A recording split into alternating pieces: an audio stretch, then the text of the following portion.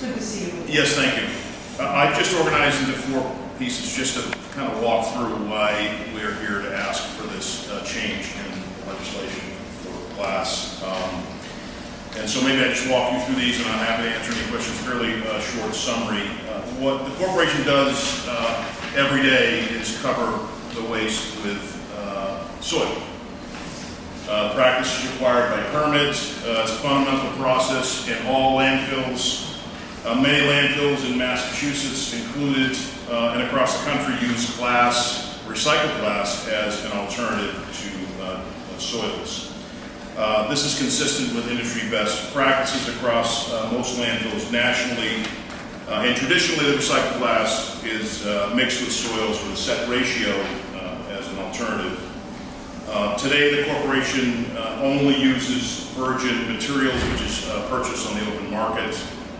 But allowing glass to be used as alternative daily cover would provide a benefit both environmentally and economically. From a public health and safety, glass poses 0 negative effects for health and safety. It's an inert material. It's widely used for this purpose. It's cleaned of loose debris and metals prior for use for this application. It has no nuisance, performs equivalent to the virgin materials we use today. The corporation is also subject to the full regulatory and oversight authority of the DEM if we able to pass this bill. It avoids landfilling. Using glass as alternative daily cover offers the very best beneficial use for recycled material. Regional demand, the reason why we're here, regional demand for recycling glass has collapsed over the last several months. There was a single plant in Milford, Massachusetts that was taking glass from the New England region. That was an Anheuser-Busch facility that made bottles. In January, abruptly, they decided to go out of business, which put tens of thousands of recycled glass on the market again. So we're not alone. With no outlets, we must do something with 9,000 tons of glass per year. Without passage of this, we will eventually just have to landfill it, which would be what I think is a very large issue for us. To put it into perspective, 9,000 tons of glass is the equivalent to the annual waste generated by towns like Cumberland, North Providence, Western Warwick, and Woonsocket. So it's quite a substantial amount of space that we would be losing in the landfill annually. And the last is the cost savings. Using glass as an alternative cover would save us about $50,000 a year from having to buy virgin material. So in closing, an alternative cover offers us significant benefits. It provides benefits to the states for sure to allow us to extend the landfill to the best of our ability. And I'm happy to answer any questions that you may have. Senator Miller? So there's no glass going out to recycling? Well, no, the glass will always, it comes in on curbside trucks that collect at your homes. That won't change. Right. And even if we did change it, it'd end up in the same spot, just in trash bags versus in recycling, where we can contain it and use it. So we'll still always collect the glass and process it. Yeah. It's just now we have no home for it. There's no market. Yeah, there's no market. There's abrasive markets that are specialty markets that would use 9,000 tons in 15 years. I mean, there's just no home. And in fact, the company that processes glass, so what they simply said, you put smashed glass, 3 different colors of glass, clear, green, and amber. They wanted one color. The firm that was processing it, which separates it with optical sorters and prepares it, also went out of business because they have no home for the glass. They're not taking it any longer. So we've been stockpiling it, and we have enough to use. And and the key here is that glass has been used for a long time as a soil. It's sand in a way, entirely. So it's a good use. It's a good alternative to aggregate. We've used it for construction purposes. In my career, I've used it for this reason many times. It just happens that the legislation for our facility, this particular address, this is the only address that is affected in Rhode Island, had glass included as a banned material. So when we stubbed our toe here and saw that we can't use it, I didn't realize it because I've been there the better part of 30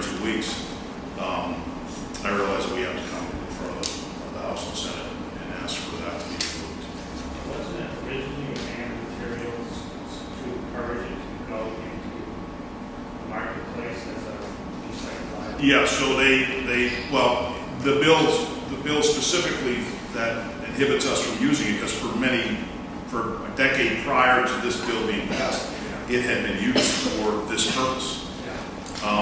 Which, quite frankly, is a good use. It doesn't, I mean, making it into bottles would be optimal, but there's such a limited market. But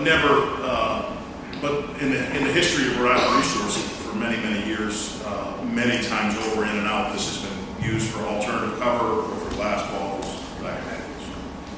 It's a very good. Senator Rockwell? What's it look like physically? How high does it go out? Yeah, it's down to 1 inch minus, they call it, and it comes out of the processing line, recycling plant. Rounded? No, it's not ground in sand form. It looks like gravel. So if you saw a pile, you would think it would be gravel. And so what we do traditionally is you take a 3 to 4 to 1 or 4 to 1 soil and you blend it, and then we cap open fields of rubbish by requirement with 6 inches minimally. For a whole bunch of good reasons, right? You could imagine. And it performs like gravel.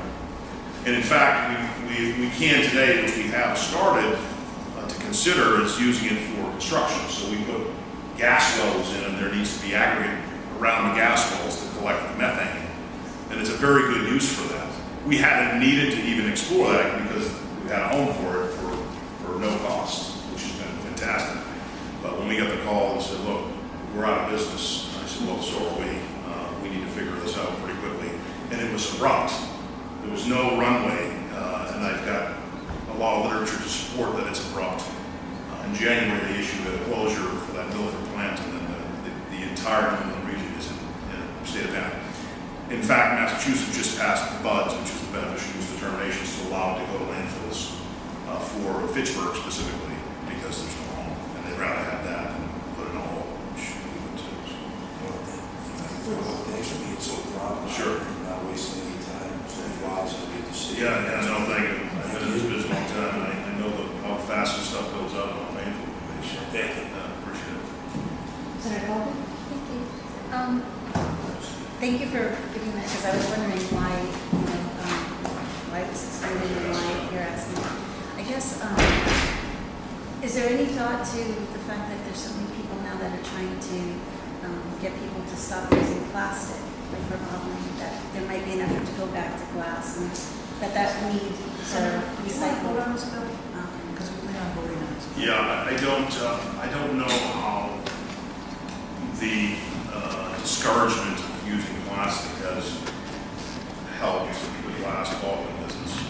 My suspicion, and this is from an arm's length, is that it hasn't done much. Glass is expensive, it's heavy, transportation, there's a whole million reasons. But plastic certainly has become a nuisance, as you probably all know. I mean, it is astounding. But I wouldn't. I'm not sure if the direction for plastic would head into glass or would be into reusable containers and things of that nature, which I suspect would be far better than leading to a glass consumption increase. Thank you. Thank you, Senator. Are there any other questions from Reposa? This is not a new issue before the committee. I had actually introduced this legislation prior to this, so it's an issue that we have discussed in this committee, even though some of the new committee members probably have discussed it. But we had no one in opposition, and I think we had thoroughly vetted the issue before, so I would entertain a motion for passage. We have such a motion by Senator Coyne. Is there a second? Seconded by Senator Miller and Senator Boyer. All those in favor? Aye. Aye. Those opposed? And 265 is passed to the floor. Thank you very much Thank for you. your expert testimony. Yes. That's what did it. Thank you for having me. Oh, and the sponsorship. Yes. Thank you, Madam Chair. Thank you, Madam